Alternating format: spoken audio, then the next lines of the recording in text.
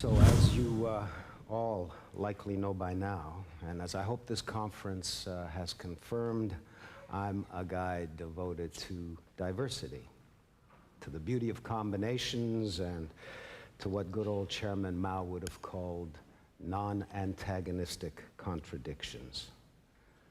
I think differences is what makes life interesting, and that their peaceful interplay enriches our lives and moves history forward.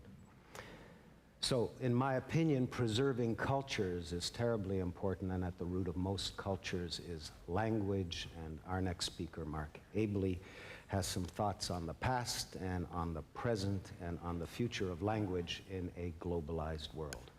Mark, where are you? Here we are. Thanks, Mark. Thank you, Moses. I look right now as if I'm having a very bad hair day. And I'm the sort of guy, as you can see, for whom it's hard to have a bad hair day because I don't really have that much hair. I don't have enough hair that I need to go to an expensive hairstylist. I just go to this salon where it's barbers who arrived from Italy in the 1960s and 70s. And I walked in there a few days ago, and the guy who I like to have cut my hair most, Angelo, he was busy with another client. So there was one barber who wasn't busy, so I sat down. He had a little name tag that said Luigi. He was an older guy with close cropped hair, kind of worn-looking expression on his face. And I kind of remembered him cutting my hair in previous years, but not for a long time. So I sat down, and Luigi and I chatted about the weather, and I expected Luigi to respond, because that's what barbers do, right? And he just sighed. And there was a bit of a silence. And then I said, "Are you going back to Italy this summer?"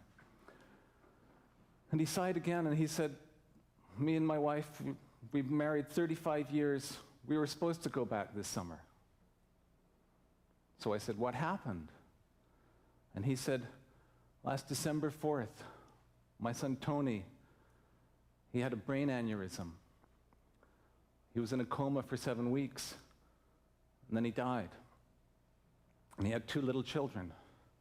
The little girl, she never even knew her father." And I said, "What about the little boy?" And he said, "The little boy, he remembers the morning the ambulance came. He remembers going to see his father in hospital. And every Sunday, my wife and I take him to see his father's grave." Now, I was starting to get a little choked up at this point, but the trouble was, so was Luigi. I could feel the scissors sort of trembling. And you know the moment, well, at least if you're a guy, you may know the moment, when you have to lean forward because the hot cream gets applied to the back of your neck, and then the barber takes out the sharpened razor and shaves the back of your neck. It's not a very comfortable moment when the hot cream is going on and the barber's hand is trembling. So he stopped and he blew his nose, and then he shaved one half of my neck, and then there was a moment's pause, and I didn't know what the heck he was doing, and I just stayed with my head bent down, and then eventually he shaved the other half of my neck. And then he said, in such an angry way, such a passionate way, he said, "It's not normal.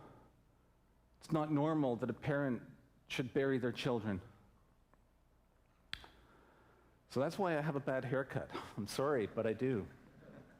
And I thought, you know, if I was an academic at this university or any other university, or if I was a professional psychologist or sociologist or whatever, I might do some more research, and I might write a paper on unexpected consequences of bereavement for vacation experiences for aging immigrants, you know? Or I might say that 62.3% of manual workers over the age of 55 have suffered grievous traumatic loss within the past 18 months. And that would mean nothing. That wouldn't mean a damn thing. Because what counts is the story. And the further you get into the dry, abstract, professional language, the more you lose the story, the more you miss the meaning.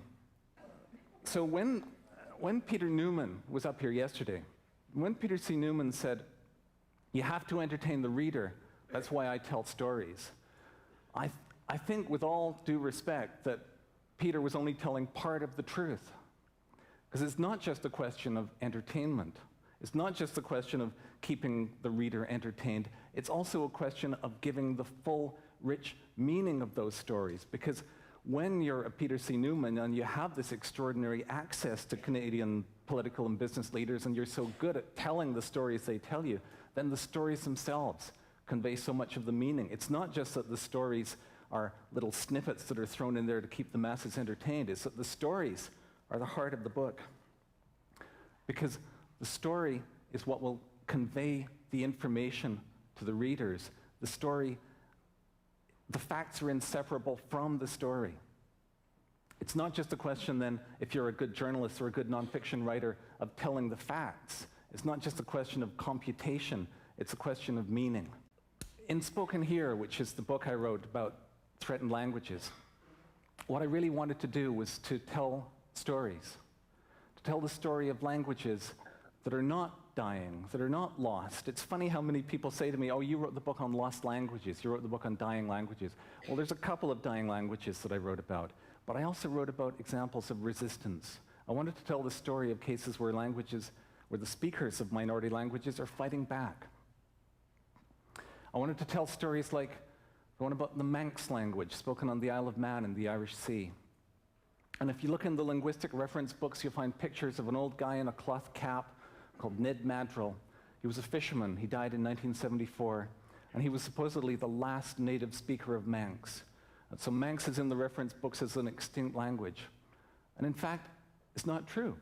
Because when I went to the Isle of Man, the story I found was that Ned Madrill and other native speakers in the 19th century and the early 20th century, they'd passed on their language to others. And there was a new generation of people who were learning it as a second language because they spoke totally fluent English, but they cared enough, there was so much passion for the language and the culture that they wanted to keep Manx alive. And I met a couple of children, a boy called Evan, a girl called Kitty, who live in a village on the southwest coast of the Isle of Man. And they went to a bilingual preschool, and now they're going to a bilingual elementary school, Manx and English. And they're growing up speaking Manx. And the strange and haunting and wonderful thing is that Evan and Kitty live in the same house where Ned Madrill grew up. So instead of Manx being extinct and dying with Ned Madrill, here are these children, living proof, flesh and blood proof, that the language and the culture are still alive. That's the kind of story I was trying to tell in Spoken Here. Another one would be the Mohawk language, which is spoken across parts of upstate New York, Quebec, Ontario, and not far from Toronto, in fact, at the Six Nations Reserve. I met a man called Brian Maracle, who's a wonderful journalist, broadcaster in the English language. He was the host of a CBC radio program called Our Native Land some years ago. Now he devotes himself to teaching the Mohawk language in an immersion program to adults. 9 to 5, 5 days a week, he's in there teaching Mohawk. That's what matters to him. That's what he's passionate about. And Brian Maracle has a radio program with his partner, Audrey. And on the radio program, they play songs, some of my favorite music, because Brian's from my generation. So he plays George Harrison and Bob Dylan and some more recent music too. And I was there at a moment I'd love to remember. There was a song by Hootie and the Blowfish coming up. And while the previous song was playing, Brian and his partner Audrey, they debated, what's the word for blowfish in Mohawk? Is there a word for blowfish in Mohawk? So on the spur of the moment, Brian invented a word, Hootie and the fish that has a potential to get bigger. So now, even if there was no word in Mohawk for that before, there is a word. That's how languages stay alive. That's how languages thrive. It's not just a question that they need to be consigned to the past. They can also be something for the future. That's the kind of story I wanted to tell in Spoken Here. I'm running out of time, so I just want to mention two things that concern me. I just want to throw these out for your consideration. The first is the survival of Canada really tenable when the stories that Quebecois and English Canadians tell are entirely different? For those of you who grew up in English Canada, the story that you know is that we're a multicultural country of 10 provinces. But for Quebec, The story is that there were 2 founding nations, 2 founding peoples, 2 languages, not 10, but 2. Is it possible to square the circle in the long term? I don't know, because the stories are so incompatible. And the second thing, I want to just throw this out. Adam Bly mentioned stories and storytelling and biodiversity. What concerns me a little bit is that the NGOs, the pressure groups that were founded in the 1960s and 70s and had such a wonderful, coherent story to tell and were so important to me growing up, Greenpeace, Amnesty International, Friends of the Earth, the World Wildlife Fund, and so on, are they now telling the same old story? Do they need to find a new and fresh and compelling story to tell in order for their vision to live?